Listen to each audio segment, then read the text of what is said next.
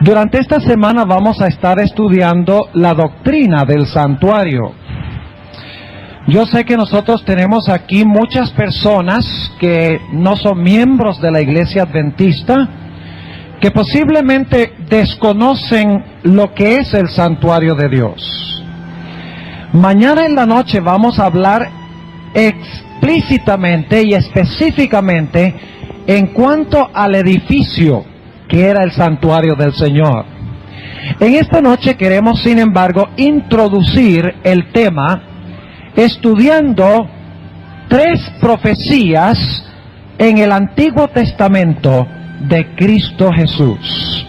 Son 3 profecías que ilustran 3 diferentes obras que desempeña nuestro Señor Jesucristo en favor del pecador. Antes de mirar estas 3 ilustraciones, que en realidad nos muestran las 3 obras de Cristo en el santuario, queremos leer un par de pasajes que encontramos en el Evangelio según San Juan. Así que quisiera invitarles en esta noche a abrir sus Biblias conmigo al Evangelio según San Juan, el capítulo 5 y el versículo 39. Es un versículo que yo creo que la mayoría conoce muy bien, lo hemos leído muchas veces. Dice en San Juan 5:39, y aquí está hablando nuestro Señor Jesucristo, reza de la siguiente manera: escudriñad las Escrituras, porque a vosotros os parece que en ellas tenéis la vida eterna, y ellas son las que dan testimonio de mí. Aquí Jesús dice que las Escrituras son una revelación de Él, de su persona. Cuando Jesús dijo estas palabras, no existía el Nuevo Testamento, que se compone de 27 libros. Así que cuando Jesús dice que debemos escudriñar las Escrituras, cuando Él dijo esas palabras, se refería a las Escrituras del Antiguo Testamento, los 39 libros que constituyen el Antiguo Testamento. Un poquito más abajo, en San Juan el capítulo 5, en el versículo 46 y también el versículo 47, el Señor Jesucristo dice lo siguiente a los judíos que pretendían creer en el Antiguo Testamento: porque si vosotros creyeseis a Moisés. ¿Cuántos libros escribió Moisés? Escribió 6. Esa es una preguntita tramposa. En realidad Moisés escribió Génesis, Éxodo, Levítico, Números y Deuteronomio, y también escribió el libro de Job, según dice el espíritu de profecía. Así que aquí Jesús dice: porque si vosotros creyeseis a Moisés, es decir, si ustedes creyeran en Moisés, en lo que escribió Moisés, creeríais a mí, porque de mí escribió él. ¿De quién escribió Moisés? Moisés escribió de Cristo. Anoche una persona me preguntaba que cómo se salvaba la gente en el Antiguo Testamento. Y yo le decía que la gente del Antiguo Testamento se salvaba de la misma manera como se salvan los seres humanos hoy. Porque el Antiguo Testamento está lleno de Cristo Jesús. Es una revelación gloriosa de Jesús, de lo que Él iba a hacer cuando viniera y se encarnara en el planeta Tierra. Dice en el versículo 47, y si a sus escritos no creéis, es decir, si ustedes no creen los escritos de Moisés, ¿cómo creeréis a mis palabras? Si ustedes no creen en Él, y Él habló de mí, ¿cómo ustedes van a creer lo que les digo yo? Un pasaje más que quiero que leamos antes de entrar en los 3 símbolos del Antiguo Testamento de Jesús, son las palabras que encontramos en el Evangelio según San Lucas. El Evangelio según San Lucas, el capítulo 24 y los versículos 25 al 27. Y déjenme darles un contexto de estos versículos. Era el domingo de la resurrección. Jesús había resucitado en la mañana Iban en camino a un pueblito que se llamaba Emaús, 2 discípulos de Jesús, no de los 12 apóstoles, 2 otros seguidores de Jesús. Iban en camino de Jerusalén a Emaús. Y cuando iban en el camino, Jesús, quien había resucitado en la mañana de ese día, los alcanzó y empezó a caminar con ellos. Ahora, ellos no sabían que era el Señor Jesucristo. Gracias. Ellos no sabían que era el Señor Jesucristo. De alguna forma el Señor Jesucristo se ocultó de tal manera que no lo reconocieran. Y Jesús empezó a hablar con ellos. Y ellos le dijeron a Jesús, fíjese, nosotros creíamos que el que murió en Jerusalén iba a salvarnos, iba a salvar a los judíos. Y ahora es el tercer día desde que murió y está sepultado y hemos perdido las esperanzas. Cuando ellos dijeron eso, Jesús hizo la declaración que vamos a leer en el versículo 25 de San Lucas 24. Jesús dijo: oh insensatos y tardos de corazón para creer todo lo que los profetas han dicho. ¿No era necesario que el Cristo padeciera estas cosas y que entrara en su gloria?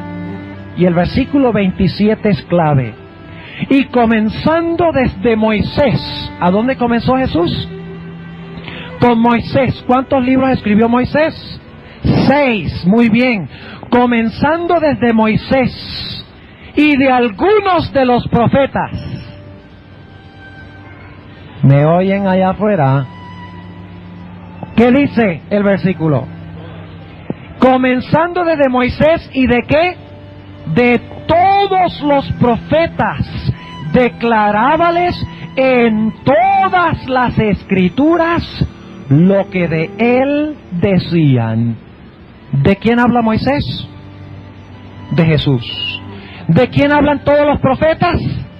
De Jesús. ¿De quién hablan todas las escrituras? De Jesús. Las escrituras del Antiguo Testamento. Ahora vayamos un momentico a la última parte del capítulo 24 del Evangelio según San Lucas. El versículo 44 dice: y él les dijo: estas son las palabras que os hablé estando aún con vosotros, que era necesario que se cumpliesen todas las cosas que están escritas de mí. ¿Dónde? En la ley de Moisés y en los profetas. ¿Y dónde más? Y en los salmos. ¿De quién hablan los salmos? ¿De quién hablan los escritos de Moisés? ¿De quién hablan todos los profetas? De Jesús.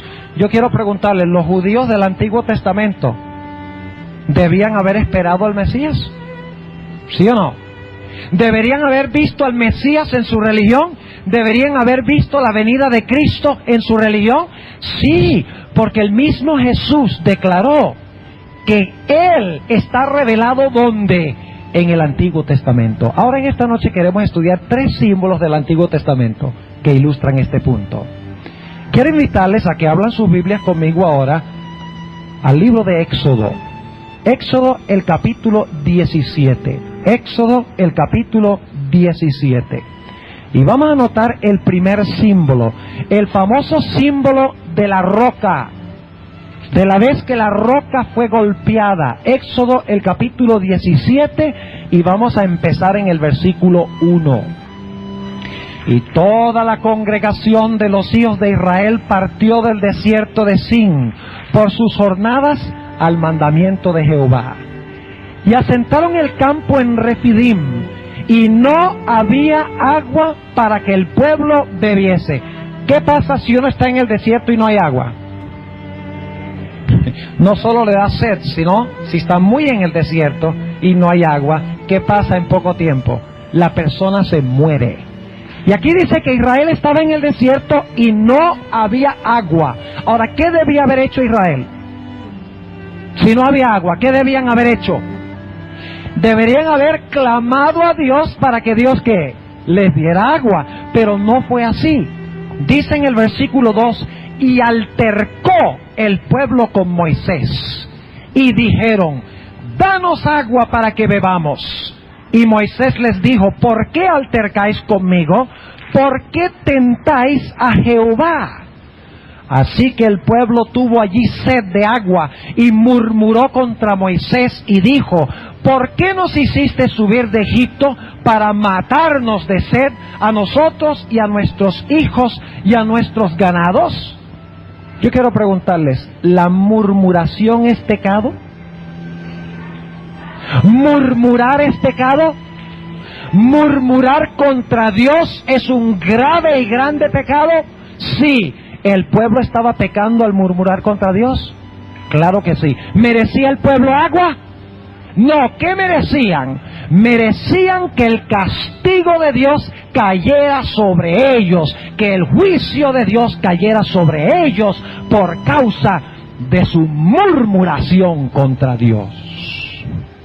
Dice en el versículo 4: entonces clamó Moisés a Jehová diciendo: ¿qué haré con este pueblo? De aquí a un poco me apedrearán. Versículo 5. Y Jehová dijo a Moisés: pasa delante del pueblo, y toma contigo de los ancianos de Israel, y toma también en tu mano tu ¿qué? Tu vara con que heriste el río, es decir, el mar rojo. Ahora yo quiero preguntarles, ¿había poder en esa vara? ¿Había poder en esa vara de Moisés? Claro que había poder. El poder estaba en Dios, pero había poder en la vara de Moisés. ¿Qué hizo la vara? Abrió y cerró un mar para que la gente pudiera cruzar, según la Biblia.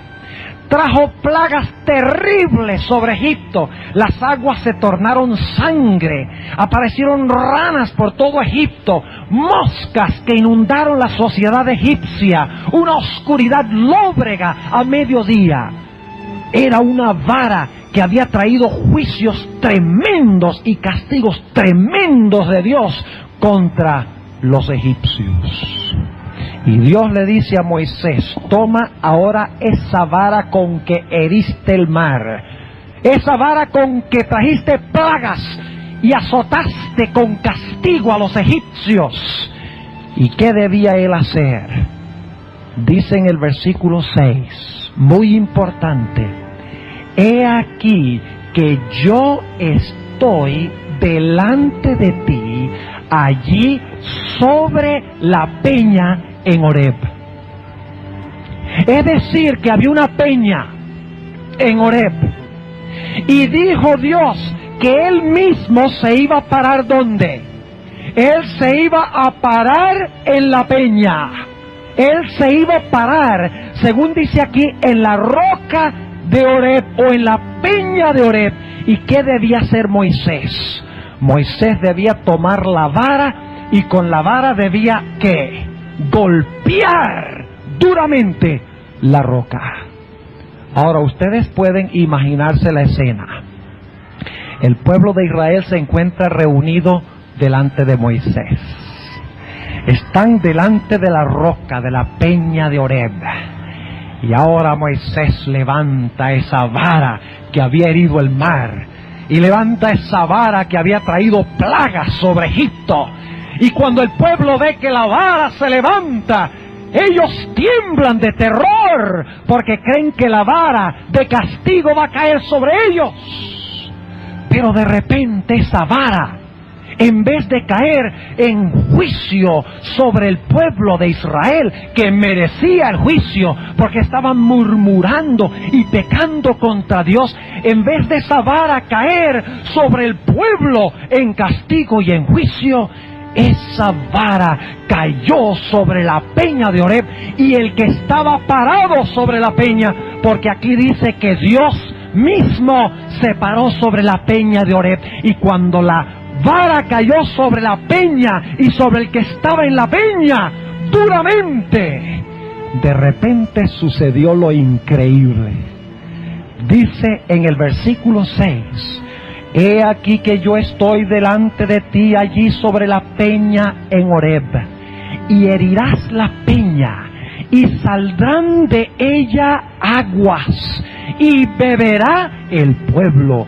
Y Moisés lo hizo así en presencia de los ancianos de Israel.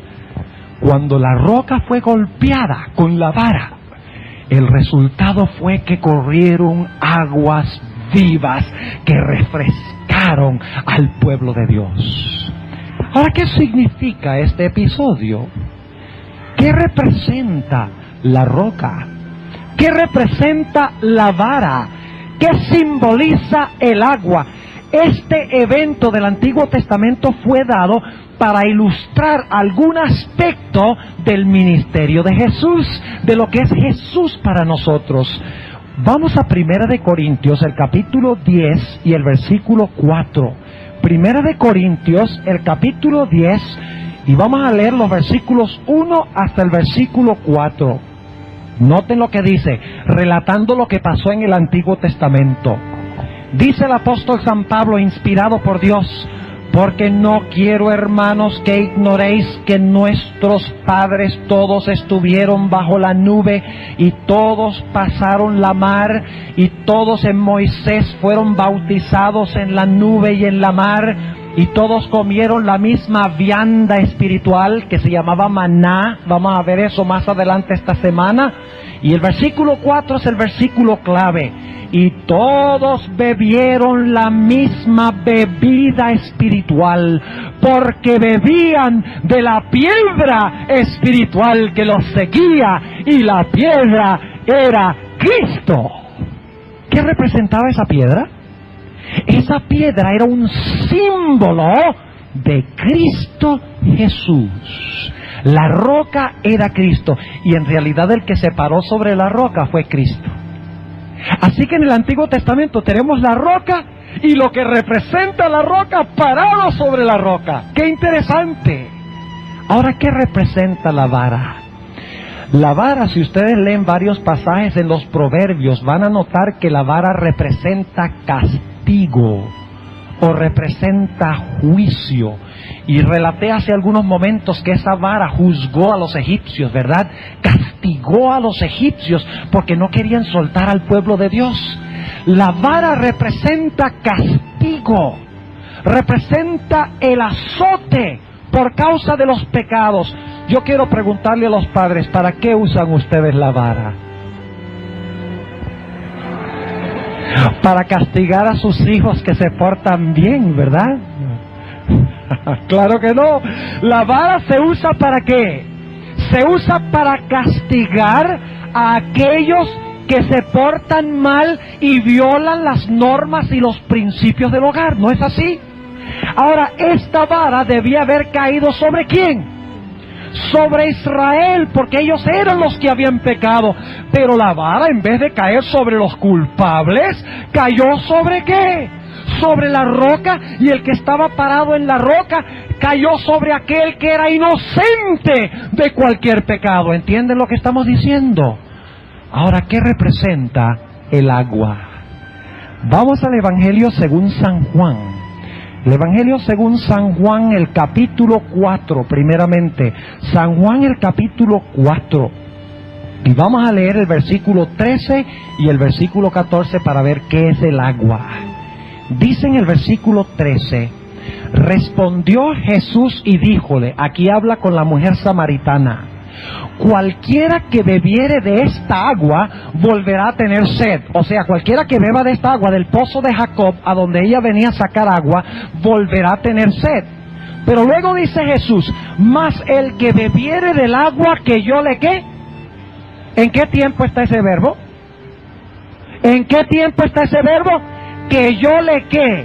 Que yo le daré. O sea que Cristo no había dado el agua todavía, la iba a dar, ¿no es cierto? Recordemos eso.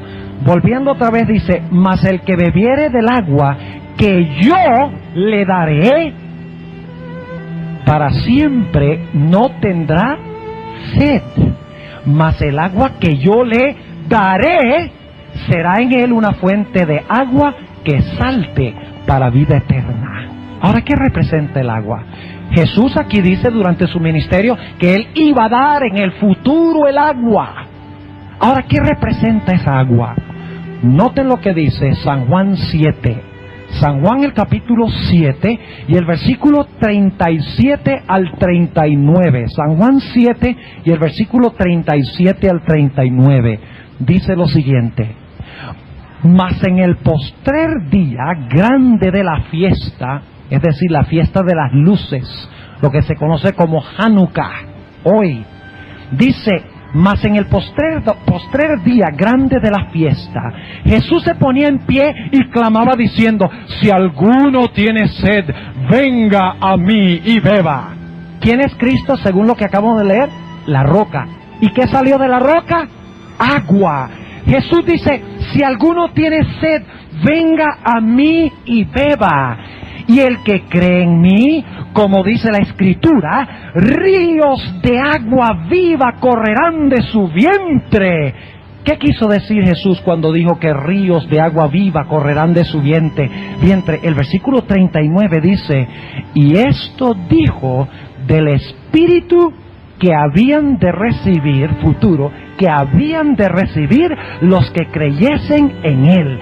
Pues aún no había venido el Espíritu Santo, porque Jesús no estaba aún glorificado. ¿Qué representa el agua entonces? Que debía fluir de la roca cuando la roca fuera golpeada. ¿Qué representa? El Espíritu Santo que cayó ¿cuál día? El día del Pentecostés, y el Espíritu Santo que Cristo Jesús nos ofrece aún el día de hoy. Ahora repasemos lo que hemos estudiado en este pasaje. La roca representa ¿a quién? La roca representa a Cristo. La vara representa ¿qué? Castigo. Y el agua representa ¿qué cosa? El Espíritu Santo que envía a Cristo como resultado de su sacrificio. Ahora yo quiero preguntarles: ¿el Señor Jesucristo era culpable de algún pecado? Claro que no. Jesús fue inocente, santo, perfecto, puro, justo. Y algunos dirán entonces: ¿cómo es que la vara del castigo cayó sobre la roca? Cayó sobre el que estaba parado sobre la roca, si él no era el culpable. Los culpables eran el pueblo. La vara debería haber caído sobre el pueblo, no debería haber caído sobre el inocente que estaba parado en la roca. Notemos lo que se nos dice en Isaías el capítulo 53. Isaías el capítulo 53, un pasaje muy bien conocido posiblemente por la mayoría. ¿Saben ustedes quién fue el que castigó al Señor Jesucristo? El que castigó al Señor Jesucristo fue su propio padre. ¿Recuerdan a Isaac cuando Isaac fue llevado por Abraham y colocado sobre el altar? Y el mismo padre de Isaac, Abraham, levantó el cuchillo para castigar a su propio hijo. Tenemos ahí un símbolo de lo que iba a pasar en la cruz. El Padre afligió a Jesucristo su Hijo. Por eso Jesús dijo: mi Padre, ¿por qué me has desamparado? ¿Por qué me castigas, oh Padre? Noten lo que dice Isaías 53 y el versículo 4, hablando de Jesús: ciertamente llevó Él nuestras enfermedades y sufrió nuestros dolores. ¿Quién sufrió nuestros dolores? ¿Quién llevó nuestras enfermedades? ¿Y cuál es la peor enfermedad que existe? El pecado. Sigue diciendo: y nosotros le tuvimos por azotado, por herido ¿de quién? De Dios, y abatido. Mas Él herido fue por nuestras rebeliones. Noten que el inocente es herido por las rebeliones ¿de quién? De nosotros. Molido por nuestros pecados. El castigo de nuestra paz sobre Él, y por su llaga somos nosotros curados. ¡Qué lindo! Los culpables deben sufrir el castigo de Dios. Pero en lugar de los culpables sufrir el castigo, Jesús le dijo a su Padre: yo sufriré el castigo en lugar de los culpables. Aunque yo no he cometido pecado, yo recibiré la aflicción y el azote del juicio de Dios. para que los pecados de ellos puedan ser perdonados, para que puedan ser reconocidos justos ante Dios. Hay un texto lindo en el Nuevo Testamento que encontramos en 2 de Corintios el capítulo 5. 2 de Corintios el capítulo 5, también un texto muy bien conocido. Capítulo 5 y el versículo 21. Noten qué lindo. Al que no conoció pecado. ¿Quién es el que no conoció pecado? Jesús. Al que no conoció pecado, hizo pecado por nosotros. Es decir, el que no cometió pecado, Dios lo hizo ¿qué? Lo hizo pecado por nosotros. Es decir, Dios colocó nuestros pecados sobre Él. Y luego sigue diciendo, para que nosotros fuésemos hechos justicia de Dios en Él. Se hace un trueque. Y el trueque es sencillo. Cuando yo acepto a Cristo, Él toma todos mis pecados, me los quita. Y si Cristo me quita mis pecados, ¿soy culpable o soy inocente? ¿Qué dicen ustedes? Si Él toma todos mis pecados, ¿yo soy culpable o inocente? Yo soy inocente, porque ya no los tengo. Pero ¿quién llega a ser culpable? Él. ¿Pero Él cometió esos pecados? No. El Padre los coloca sobre Él, de tal manera que Él, llevando los pecados, Dios me mira a mí y dice, este es inocente. ¡Qué preciosa lección! Él se hizo pecado para que nosotros pudiésemos ser reconocidos, ¿qué? Justos ante la vista de Dios. ¡Qué gloriosa verdad del Evangelio del Señor! Ahora hay otro episodio de la roca. Vamos al libro de Números. El libro de Números. Y vamos al capítulo 20 de Números. Dice en el capítulo 20 y el versículo 1 lo siguiente. Y llegaron los hijos de Israel, toda la congregación, al desierto de Sin en el mes primero. Y asentó el pueblo en Cades, y allí murió María, y fue allí sepultada. Y como no hubiese agua para la congregación, juntáronse contra Moisés y Aarón. La misma escena, ¿verdad? En otras palabras, porque no había agua, la gente se levantó contra los mensajeros de Dios. Versículo 3. Y regañó el pueblo con Moisés, y hablaron diciendo, ojalá que nosotros hubiéramos muerto cuando perecieron nuestros hermanos delante de Jehová. ¿Y por qué hiciste venir la congregación de Jehová a este desierto para que muramos aquí nosotros y nuestras bestias? ¿Y por qué nos has hecho subir de Egipto para traernos a este mal lugar? No es lugar de sementera, de higueras, de viñas, ni granadas, ni aún de agua para beber. Nuevamente el pueblo está haciendo ¿qué cosa? Quejándose. ¿Merece el pueblo ser castigado por su pecado de murmuración? Claro que sí. ¿Pero qué sucede? Noten lo que dice en el versículo 6. Y fuéronse Moisés y Aarón de delante de la congregación a la puerta del tabernáculo del testimonio, y echáronse sobre sus rostros, y la gloria de Jehová apareció sobre ellos, y habló Jehová a Moisés diciendo, ahora escuchen bien, toma la vara y reúne la congregación, tú y Aarón tu hermano. ¿Qué debía hacer Moisés? Debía buscar su ¿qué? Su vara. Golpeada una vez. Ya la piedra había sufrido el juicio de la vara una vez. Ahora Dios le mandó a hacer algo distinto. Dice en el versículo 8, toma la vara y reúne la congregación, tú y Aarón tu hermano, ¿y qué? Y hablad a la peña en ojos de ellos, y ella dará su agua, y le sacarás aguas de la peña, y darás de beber a la congregación y a sus bestias. La segunda vez Dios le dijo a Moisés, no golpees la roca que ya ha sufrido el juicio y el castigo una vez. Dijo, habla a la roca. ¿Y qué hizo Moisés? Dice en el versículo 11 que Moisés estaba harto ya del pueblo. Entonces alzó Moisés su mano e hirió la peña con su vara, ¿qué cosa? 2 veces. ¿Por qué fue tan serio el pecado de Moisés? ¿Cuántas veces, según la Biblia, era necesario que el Señor Jesucristo muriera? Vamos a leerlo en el libro de Hebreos, el capítulo 9.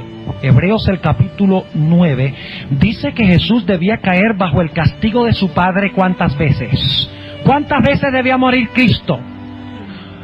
Jesús murió una vez, y cuando murió una vez se encargó de todos los pecados de la raza humana, desde Adán hasta el último pecador de la historia. La muerte de Cristo se encargó de eso, muerto una vez en la cruz. Dice en Hebreos el capítulo 9 y el versículo 25, hablando de Jesucristo, y no para ofrecerse ¿qué? Muchas veces a sí mismo, como entra el pontífice en el santuario cada año con sangre ajena.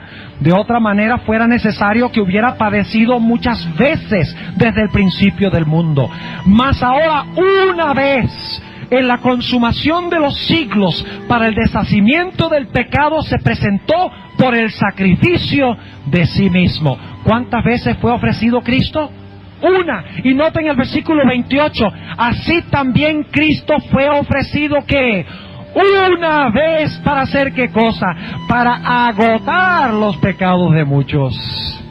¿Cuántas veces fue necesario que Cristo fuera sacrificado para encargarse de todos los pecados de los seres humanos? Una sola vez. ¿Cuántas veces debía ser azotado por la vara del juicio de Dios? Una sola vez. ¿Pero qué hizo Moisés? Moisés golpeó la roca 2 veces. Y así dio la impresión de que Cristo tenía que morir ¿qué? Más que una vez.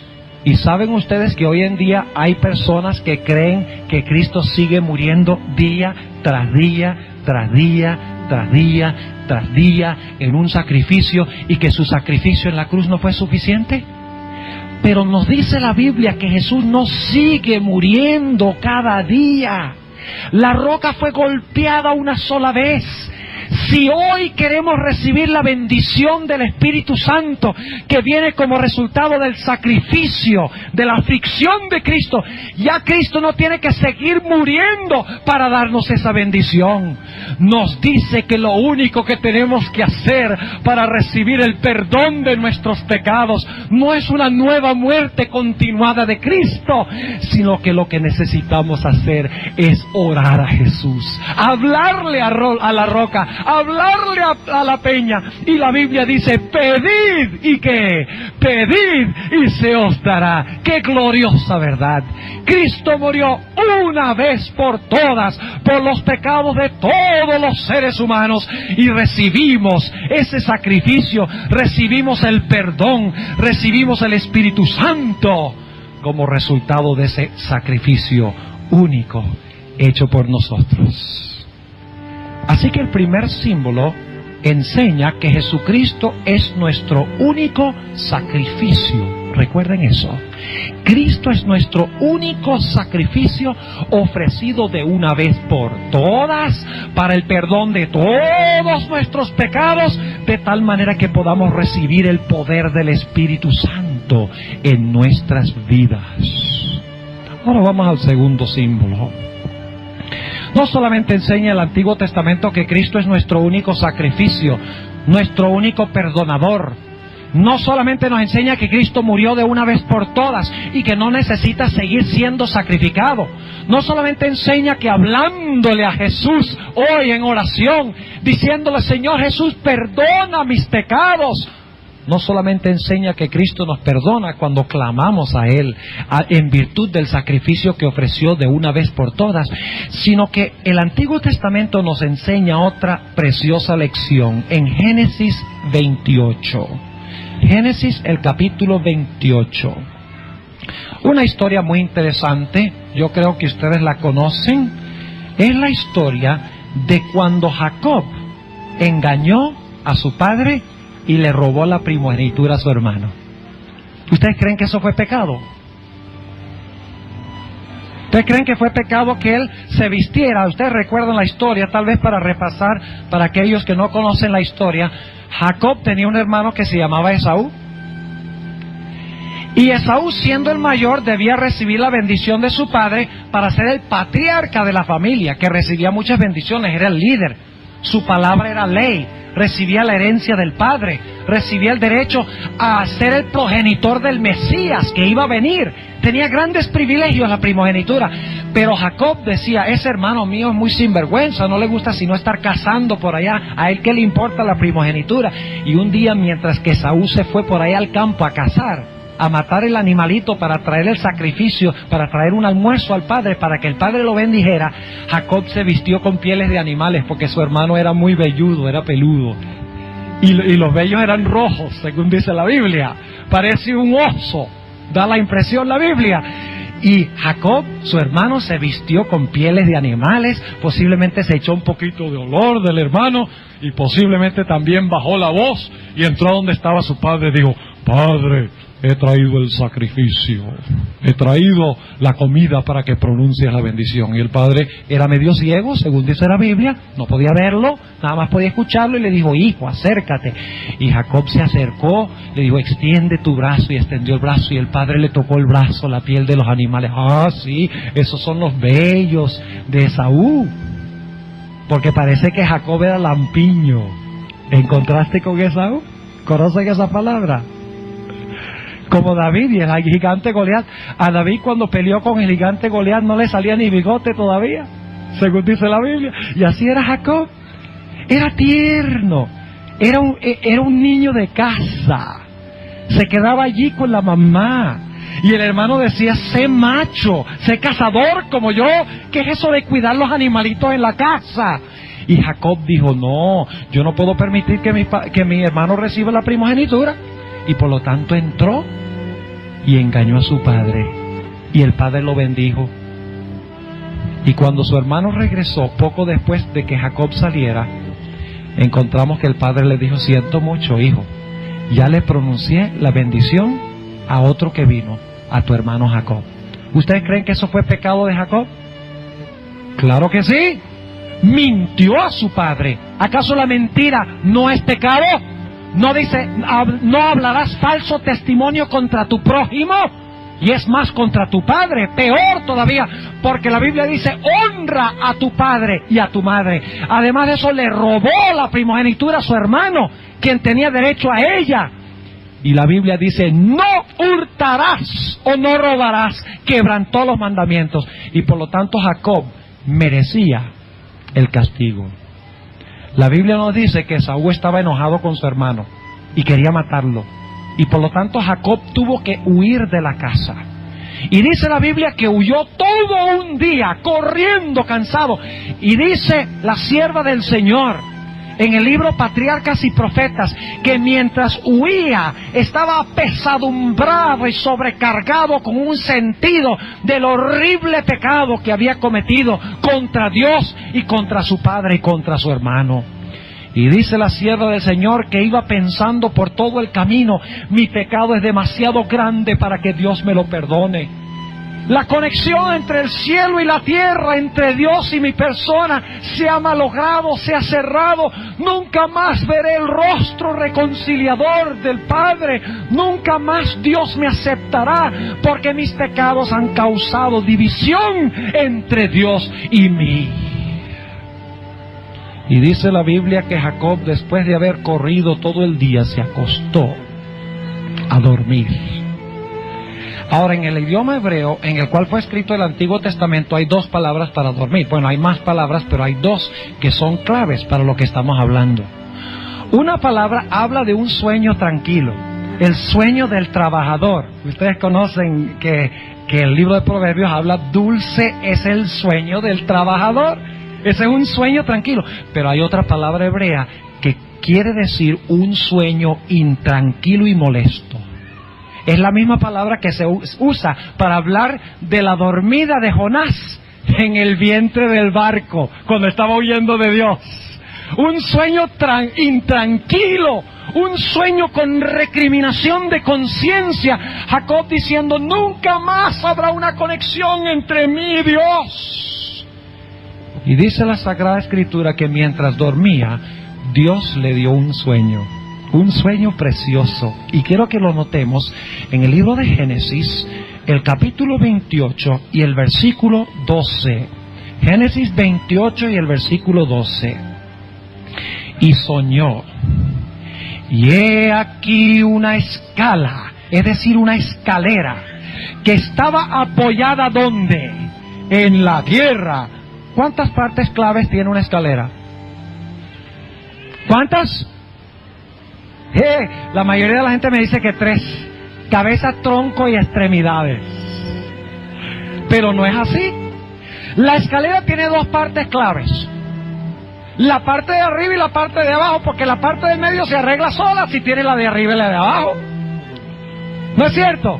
O es que ustedes pueden tener una parte arriba, luego una parte hueca y un pedacito abajo. ¿No pueden? Las partes claves de una escalera son la parte de arriba, que lo lleva a uno a la cima de donde uno quiere llegar, y la parte de abajo que está bien fundamentada. Es clave de que una escalera esté bien fundamentada en la tierra.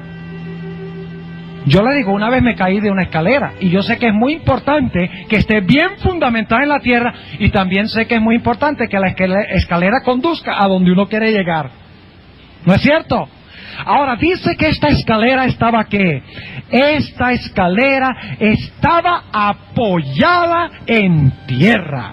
O sea que había una parte de la escalera que estaba en la tierra, pero ¿qué de la otra parte? Y su cabeza tocaba en el ¿qué?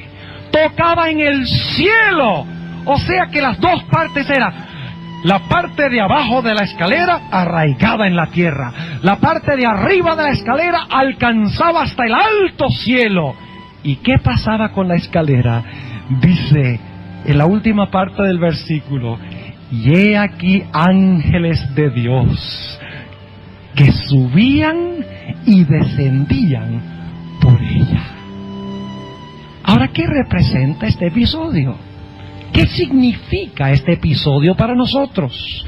Dejemos que la Biblia misma nos lo diga. San Juan, el capítulo 1 y el versículo 51. San Juan, el capítulo 1 y el versículo 51 nos tiene la respuesta a esta pregunta. Dice lo siguiente en San Juan 1 y el versículo 51 en cuanto a esta escalera. Y dícele, aquí habla el Señor Jesucristo, y dícele, de cierto os digo, de aquí en adelante veréis el cielo abierto y los ángeles de Dios que suben y descienden sobre el Hijo del Hombre. ¿Qué representa la escalera? La escalera es el Hijo del Hombre. ¿Y quién es el Hijo del Hombre? El Hijo del Hombre es Cristo Jesús. Según nos dice San Juan, la escalera entre el cielo y la tierra es Cristo. Y sobre Cristo ascienden y descienden ¿quiénes? Ascienden y descienden los ángeles.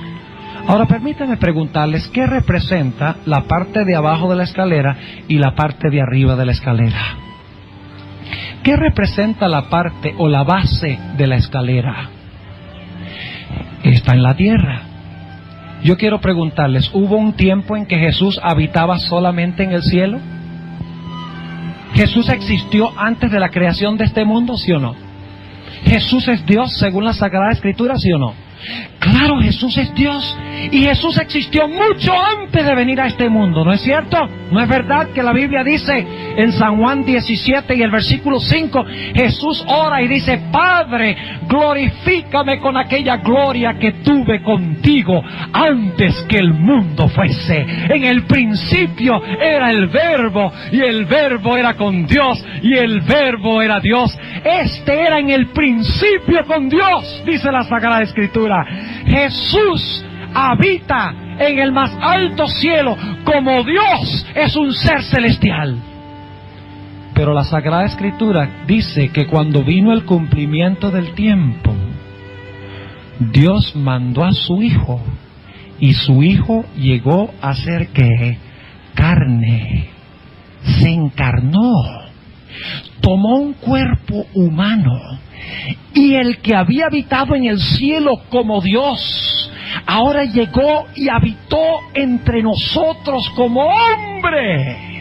Como hombre, el Señor Jesucristo nos vincula a Dios con nosotros, y como Dios vincula a los hombres con Dios.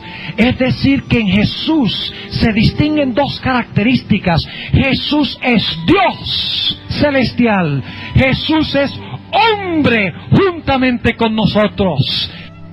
Es decir, que en Jesús se reúnen dos cualidades: es Dios y es hombre. Como Dios nos acerca a Dios, como hombre acerca a Dios al hombre. Es decir, que ya no hay división entre el cielo y la tierra. Hay accesibilidad a Dios, podemos alcanzar a Dios. Tenemos un mediador, según dice 1 Timoteo 2:5, un mediador entre Dios y el hombre, Jesucristo, el hombre. Y como dice en Hebreos el capítulo 7, Jesús vive siempre ¿para qué? Para interceder por nosotros. ¿Qué significa la palabra interceder? Para interceder se necesitan ¿cuántas personas? 3. Se necesita una persona acusada, ¿verdad? Y se necesita ¿quién? Se necesita alguien que ¿qué? Que interceda por él contra el otro que lo está ¿qué? Contra el otro que lo está acusando. 3 personas. Y la Biblia dice que Jesucristo es nuestro único ¿qué? Nuestro único intercesor. El único puente entre el cielo y la tierra es Jesucristo. Sin embargo, yo les voy a hablar solemnemente. Sin embargo, hay muchas personas que enseñan que la forma que podemos alcanzar el cielo y el perdón de los pecados es recurriendo a hombres para que ellos intercedan por nosotros. O ir al cielo a través de los santos que murieron y supuestamente se fueron al cielo. Muchos enseñan eso. El problema con eso es que los santos que murieron, que según la Biblia en realidad están muertos, no están vivos hoy. La Biblia dice que los muertos nada saben. El problema es que los santos son dioses. Los santos que murieron son dioses. ¿Qué son?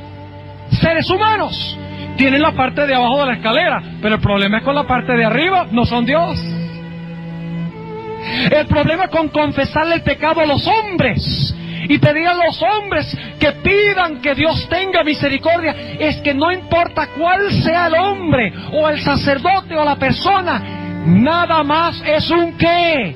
Es un hombre. Pero nos dice aquí en Génesis y en San Juan que solo hay un intercesor y que tiene que ser Dios y tiene que ser también que hombre para cerrar el abismo entre el cielo y la tierra. Y cuando se despertó Jacob, se despertó con gozo y con alegría, diciendo: hay un intercesor, hay un individuo que puede abogar con el Padre por mí. Ahora yo les pregunto, ¿quiénes son los que llevan nuestras oraciones a Dios? Los ángeles. ¿Y quiénes son los que nos traen respuestas de Dios? Los ángeles. Sin embargo, hay muchas personas que enseñan que tenemos que pedirle a los santos que vayan y hablen con Dios. Y que entonces Dios manda bendiciones a través de los seres humanos, de los santos. El problema con eso es en que entonces los ángeles se quedan sin trabajo. Eso es lo que dice la Sagrada Escritura, no yo. Lo dice la Biblia.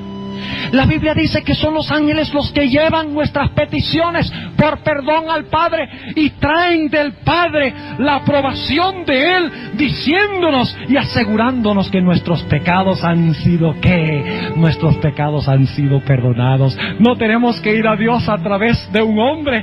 Jesús dijo: yo soy el camino, la verdad y la vida. Nadie viene al Padre sino por un sacerdote. Nadie viene al Padre sino por un santo. ¿Eso es lo que dice la Biblia? No, la Biblia dice, nadie llega o viene al Padre sino ¿por qué?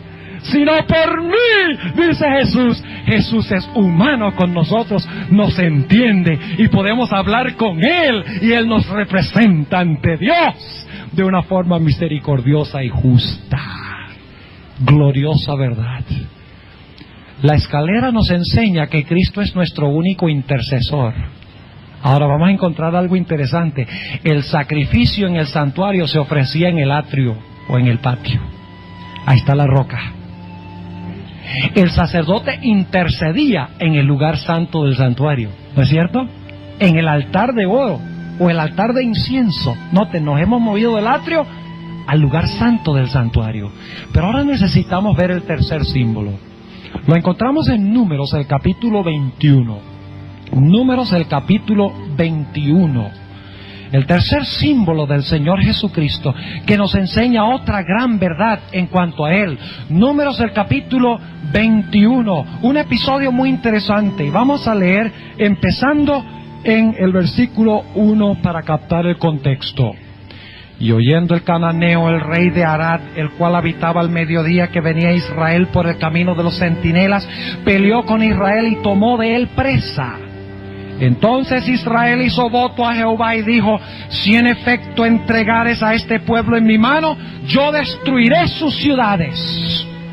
Y Jehová escuchó la voz de Israel y entregó al cananeo y destruyólos a ellos y a sus ciudades y llamó el nombre de aquel lugar Horma, es decir, destrucción. Y partieron del monte de Or camino del mar Bermejo para rodear la tierra de Edom, y abatióse el ánimo del pueblo por el camino. ¿Saben ustedes que los israelitas caminaron por el desierto 40 años? ¿Cómo les gustaría a ustedes caminar por el desierto 40 años? Y ustedes dirán, oh, eso fue muy duro. Bueno, pero ¿saben ustedes algo? Caminaron por el desierto 40 años y nunca se les acabó ni un par de zapatos. Caminaron por el desierto y no tenían que trabajar para comer, caía pan del cielo. No tenían que ponerse a buscar agua, porque la roca que los seguía les daba aguas frescas y vivas.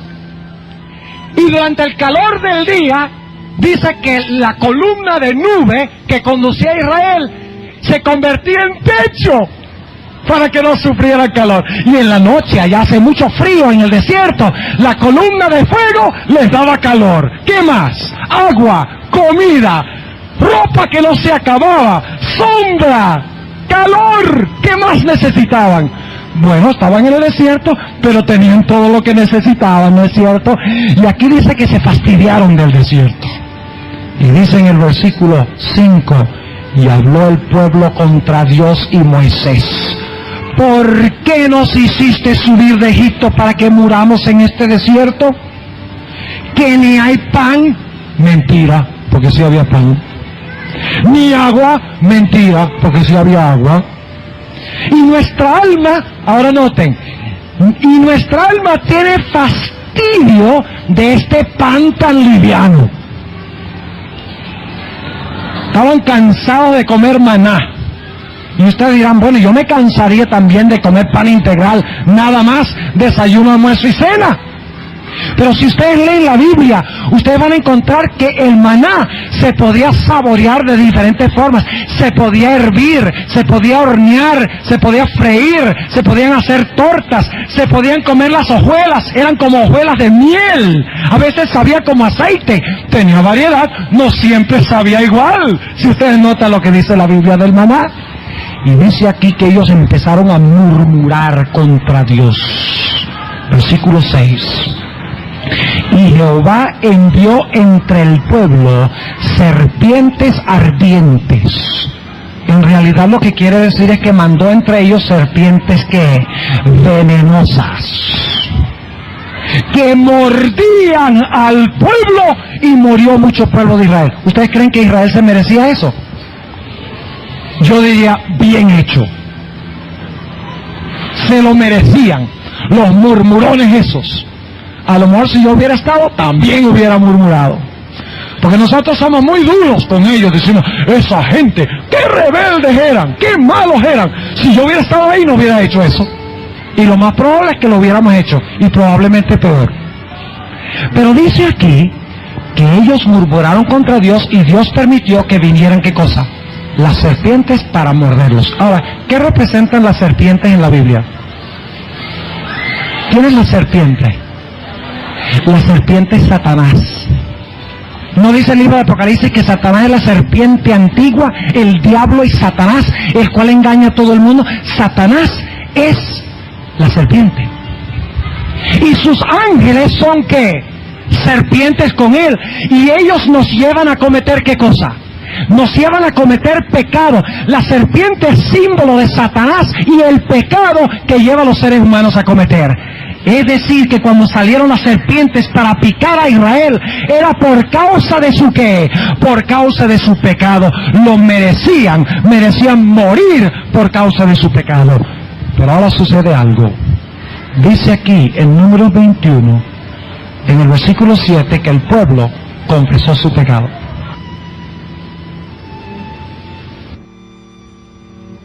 Perdonarnos nuestros pecados y limpiarnos de toda maldad. Noten el versículo 7, entonces el pueblo vino a Moisés y dijeron, pecado hemos por haber hablado contra Jehová y contra ti. Ruega a Jehová que quite de nosotros estas serpientes. Y Dios enseguida las quitó. ¿Están despiertos? Dios enseguida las quitó. Ahora, las serpientes representan las tentaciones, el pecado, el poder de Satanás para hacer caer al hombre en pecado. ¿Quitó Dios las serpientes? No, no quitó las serpientes. Cristo no quita las tentaciones. Cristo no quita la tentación hacia el pecado. Se proveyó otro medio, no quitando las serpientes, sino neutralizando el veneno de las serpientes. Note lo que sigue diciendo aquí en Números 21, en el versículo 8. Y Jehová dijo a Moisés, hazte tú una serpiente ardiente también, una serpiente de bronce, haz tú una serpiente también, y ponla sobre la vara, o sobre la bandera, es decir, ponla en un asta, levanta esta serpiente en un asta. Y será que cualquiera que fuere mordido y mirare a ella, que vivirá. A pesar de ser mordidos, los que miraran a la serpiente iban a ¿qué? Iban a vivir, a pesar de que el veneno había entrado en su sistema. Y dice en el versículo 9, y Moisés hizo una serpiente de metal y púsola sobre la bandera, y fue que cuando alguna serpiente mordía a alguno, miraba a la serpiente de metal y vivía. ¡Qué tremendo! La serpiente neutralizó el veneno de las serpientes. ¿Qué representa todo esto? Vamos al Evangelio según San Juan. El Evangelio según San Juan, el capítulo 3. ¿Qué versículo famoso hay en el San Juan 3? ¿Qué versículo famoso? Juan 3:16, el más famoso de la Biblia. ¿Pero han leído lo que viene antes de eso? Noten el contexto. San Juan, el capítulo 3, y empezando en el versículo 14. Y como Moisés levantó la serpiente en el desierto, así es necesario que el Hijo del Hombre sea levantado, para que todo aquel que en él creyere no se pierda, es decir, no muera del pecado, como hemos visto en Números, sino que tenga ¿qué cosa? Vida eterna, porque de tal manera amó Dios al mundo que ha dado a su Hijo unigénito, para que todo aquel que en él cree no se pierda, es decir, no perezca, sino que tenga ¿qué cosa? Vida eterna. ¿Cómo se podía neutralizar el poder de las serpientes? Haciendo una serpiente. ¿Y qué representa esa serpiente? A Cristo levantado en la cruz. Pero ahora tenemos un problema. Esta espada, esta Biblia ha estado conmigo los últimos 15 años. Y por eso se le están cayendo las páginas. Pero es muy preciosa esta Biblia. Me tomó mucho tiempo marcarla y estudiarla. Si ustedes la ven, es una espada rayada. Porque una espada que no está rayada no ha estado en batalla. ¿Correcto? Una espada para que se vea que ha estado en batalla tiene que estar rayada. Y esta está rayada. Inclusive se le está cayendo un poquito el filo. Hay que volverlo a meter otra vez. Gracias. Otro cassette para ayudarme aquí. Ahora, la serpiente representa a Cristo. Pero inmediatamente tenemos un problema. La serpiente representa el pecado y Satanás. ¿Cómo es posible que en la Biblia se diga que Cristo es representado por una serpiente? Si la serpiente representa el pecado, representa el mal, las tentaciones, el poder de Satanás, ¿cómo es que se representa a Cristo con una serpiente? Imposible, dirá alguno. El texto que leímos al principio de nuestro tema: el que no conoció pecado, Dios le hizo pecado. El que no era serpiente, Dios lo hizo serpiente. El que nunca pecó, Dios colocó sobre él nuestros pecados. El inocente llegó a ser culpable. El que era un cordero inocente fue cargado sobre él nuestros pecados y se presenta como una serpiente bajo el poder maligno de Satanás. Como dice en Gálatas 3:13, maldito todo aquel que colgare sobre un madero. Y eso fue donde fue colocada la serpiente. Cristo se hizo pecado. Cristo, aunque no era serpiente, se hizo serpiente. Sufrió la tentación, cargó tus pecados y los pecados míos para que yo no tuviera que morir. Él pagó mi muerte para que yo pueda disfrutar de su vida. Gloria al Señor. ¡Qué gran verdad! Hay dos historias en el Nuevo Testamento que ilustran algo muy importante en cuanto a esta historia. Algunas personas dicen: oh, yo nunca podría vencer el pecado. Es imposible. Hasta que Cristo venga y me dé un cuerpo nuevo, yo voy a seguir pecando. ¿Saben que eso no es lo que enseña la Biblia? La Biblia enseña que cuando contemplamos la cruz de Cristo, hay poder que neutraliza el pecado, aun cuando vivimos en un mundo lleno de pecado. Esta ilustración de Cristo como la serpiente nos muestra que Cristo es nuestra única fuente de poder, nuestro único santificador, el que nos purifica, el que nos limpia, el que nos da victoria sobre el pecado en un mundo lleno de rebelión. Contemplando la cruz, el pecado se neutraliza, desechamos las tentaciones y mantenemos nuestros ojos fijos en el autor y el consumador de nuestra fe. El problema por el cual no hay victoria sobre el pecado es que en vez de estar mirando al Cordero, estamos mirando a la televisión. En vez de estar estudiando la Biblia, estamos viendo novelas y leyendo novelas.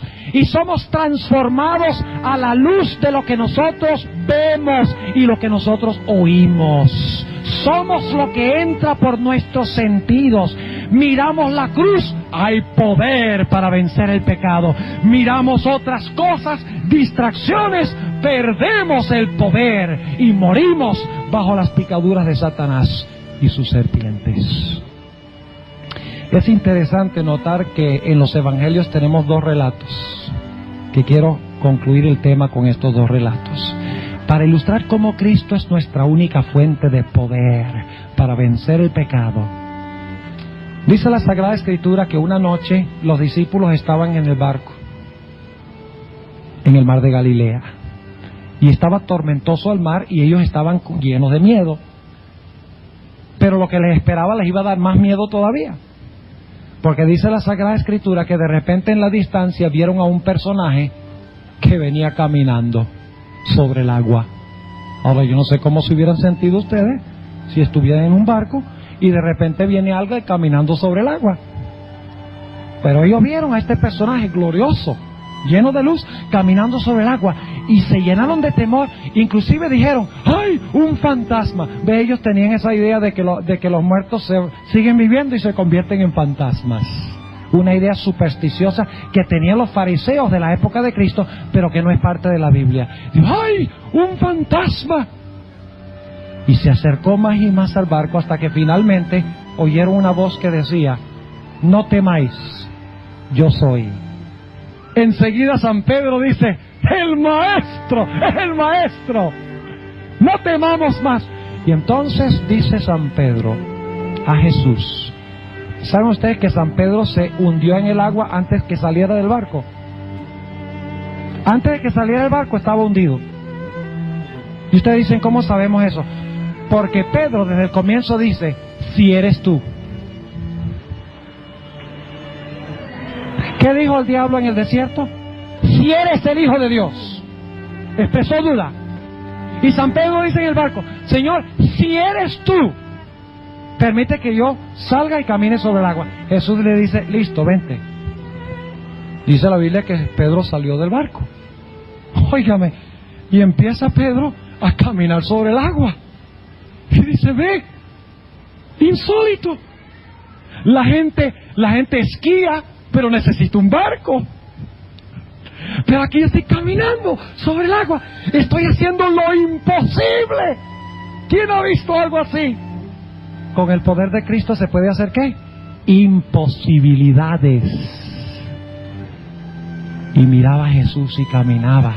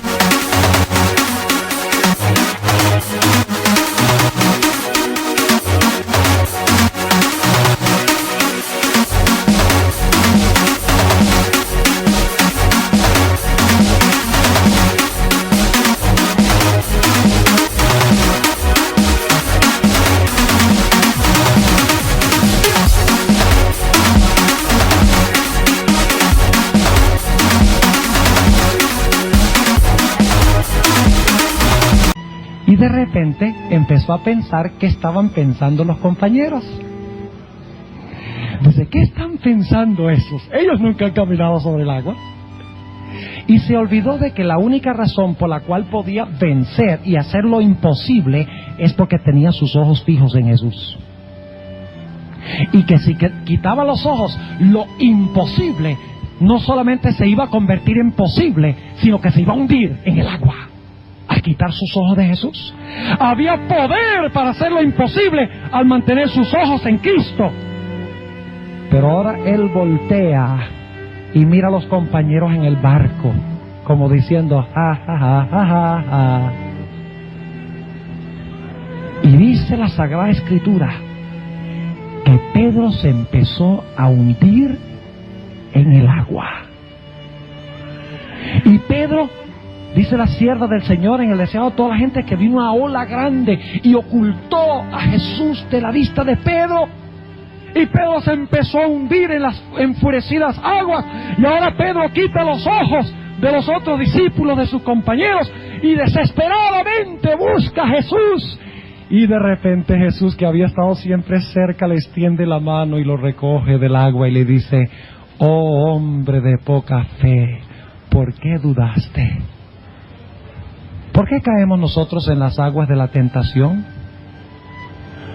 Porque en vez de estar mirando a Cristo crucificado, en vez de estar mirando a Jesús quien murió por nuestros pecados, en vez de mantener nuestros ojos en cosas espirituales, estamos mirando al vecino, estamos mirando a los compañeros, estamos viendo televisión, estamos leyendo novelas, estamos haciendo todas estas cosas.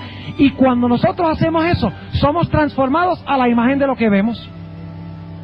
y a la imagen de lo que oímos. Porque si ustedes meten basura en un pote de basura, ¿qué es lo que van a sacar? Basura. Si ustedes graban una canción en un cassette, cuando lo tocan, ¿qué va a tocar el cassette? Lo que grabaron. Y así es la mente humana. Lo que programamos la mente a hacer a través de nuestros sentidos determina lo que nosotros somos. En otra ocasión, los discípulos se encontraban en el barco con Jesús esta vez, y Jesús estaba durmiendo. Se levantó una tormenta impresionante. Era la intención de Satanás ahogar a Cristo. Qué temerario, ¿no? Como si pudiera ahogar al príncipe de vida. El príncipe de las tinieblas ahogando al príncipe de vida. Y Jesús estaba durmiendo, agotado, había trabajado horas y horas ese día. Y dice la Sagrada Escritura que los discípulos empezaron a sacar agua del bote. Me imagino la gritería que habrán formado. Mirando los relámpagos y escuchando los truenos y viendo las olas llenas de terror y de temor, y sacando con los baldes agua, sacando agua del barco. Finalmente se dieron cuenta de que estaban perdidos, de que iban a ser anegados en las aguas. Y por lo tanto ahora se ve el fulgor de un relámpago, y los discípulos miran y ven a Jesús en medio de la tormenta descansando serenamente.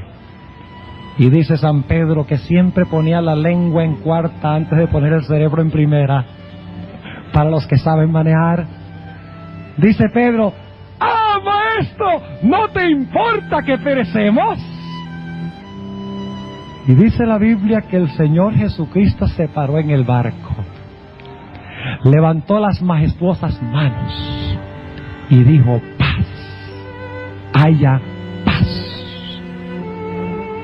Y gobernó serenidad y paz, no solo en el lago, sino en los corazones de los discípulos. ¿Qué representan los relámpagos? Según el deseo de todas las gentes, representan las tentaciones. Los truenos representan los rugidos de Satanás. Las aguas representan las perplejidades y dificultades y los problemas y las tentaciones de la vida. ¿Cuántas veces, mis hermanos y queridas visitas, cuando nos vienen tentaciones y problemas y dificultades en nuestra vida, en vez de clamar inmediatamente a Jesús, miramos los relámpagos y hablamos de los truenos y tratamos de sacar el agua? Cuando si miráramos a Cristo, Cristo traería paz a nuestra alma. Después de este episodio, los discípulos dijeron: fantástico, con Jesús ya no vamos a tener miedo más nunca. Jamás vamos a tener miedo otra vez. Porque si puede calmar una tempestad, Él puede hacer cualquier cosa. Cruzaron el lago y salieron a la playa. Y el momento que sus pies tocaron la playa, venían dos endemoniados corriendo a toda velocidad, con cadenas colgando en las manos y en los pies, todos cortados por las rocas, soltando chillidos horribles. Y los discípulos se olvidaron de la paz que había traído Cristo. Dicen: sálvese quien pueda.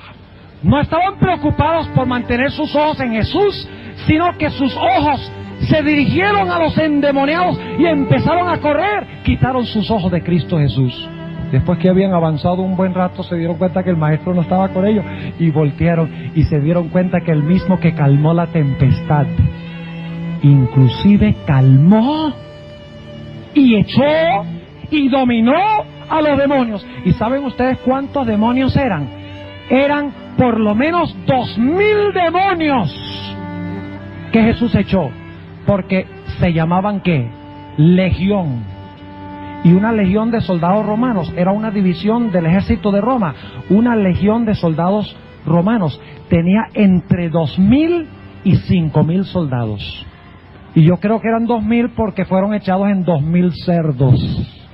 Exactamente donde deben estar los espíritus inmundos. Es interesante. El Señor Jesucristo no echó los demonios a un pollo,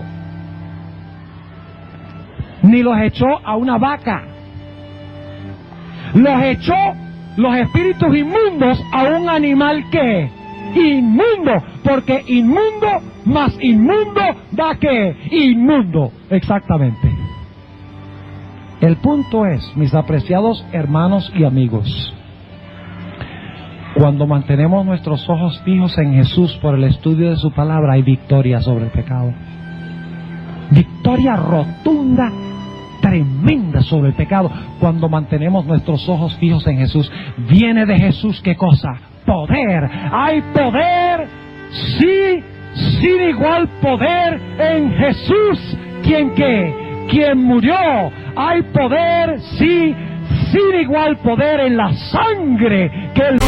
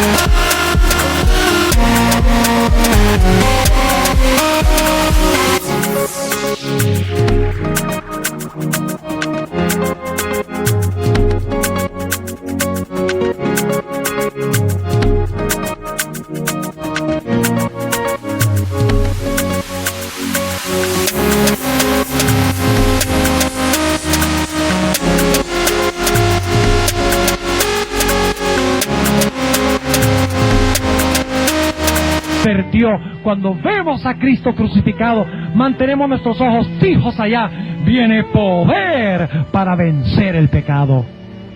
No era suficiente que la gente dijera: ay, yo estoy muy débil, mira por mí. O decir: no, es suficiente que yo nada más crea que la serpiente fue levantada. No era suficiente que la gente dijera: bueno, vamos a mirar un momentico, y luego miraran a otra parte. La Biblia dice que debían mantener sus ojos fijos en la serpiente, sin extraviar los ojos.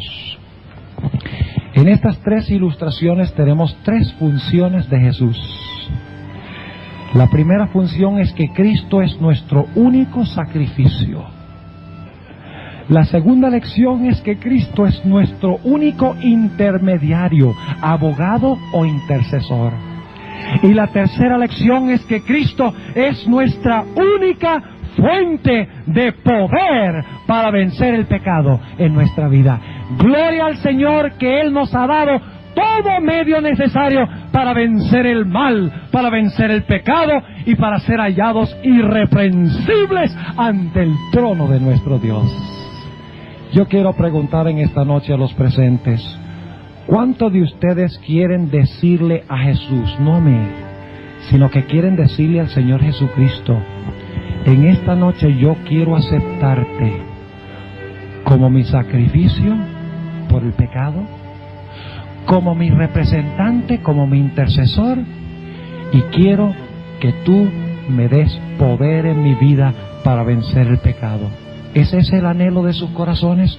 Si ese es el anhelo de sus corazones, por favor, colóquense de pie, porque yo quiero tener una oración especial para ustedes en esta noche. Gloria al Señor. Todos han respondido al llamado. Que sea una realidad esta experiencia en nuestra vida. Oremos. Amante Padre Celestial, en esta noche hemos estudiado tres símbolos preciosos en cuanto a la obra de Jesús. Son tres símbolos que encontraremos nuevamente cuando hablemos del santuario que fue construido en el desierto.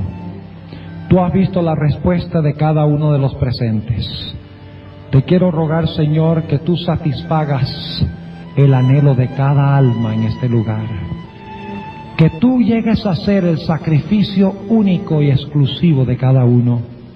Que llegues a ser el intercesor exclusivo de cada uno. Que llegues a ser la fuente de poder para vencer el pecado. Te ruego, Señor, que si hay alguna persona aquí que tiene una lucha muy especial con Satanás y con los poderes del mal y con el pecado, que tú le des victoria. Te pido que si tienes Si hay alguna persona presente que padece de una enfermedad, no solo espiritual, sino física, que tú sanes esa enfermedad por medio de tu poder, si está en armonía con tu voluntad. Te rogamos, Señor, que al partir de este lugar nos acompañes, nos cuides de todo peligro y nos lleves con bien a nuestros hogares. Gracias, Señor, por ser el todo nuestro. Y sabemos que tú responderás a nuestra oración, porque te imploramos estas cosas en el precioso nombre de Cristo Jesús. Amén. Señor les bendiga y guarde. Mañana en la noche a las 7 vamos a hablar específicamente del edificio que se construyó en el desierto.